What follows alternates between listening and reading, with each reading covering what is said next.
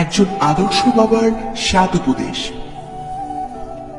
জুতা সেলাই বা রং করতে চাইলে মেরামতকারের দোকানের সামনে পা বাড়িয়ে দিও না, বরং জুতাটা খুলে নিজে একবার মুছে দিও।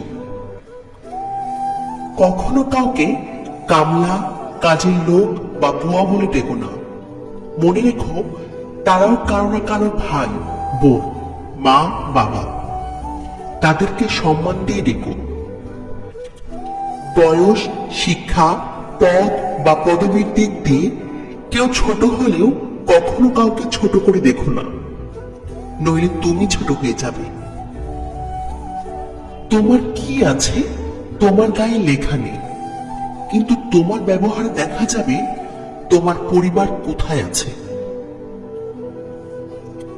কখনো মার কথা শুনে বউকে এবং বউয়ের কথা শুনে মাকে বিচারের কাঠগড়ায় দাঁড় করিও না, কাউকে ফেলতে পারবে না। শ্বশুর কিংবা শাশুড়িকে এতটা সম্মান দিও যতটুকু সম্মান তোমার বাবা মাকে দাও, এবং তাদের প্রতি এমন আচরণ করো যাতে করে তাদের মেয়েকে তোমার বাড়ি পাঠানোর জন্য উতলা থাকে।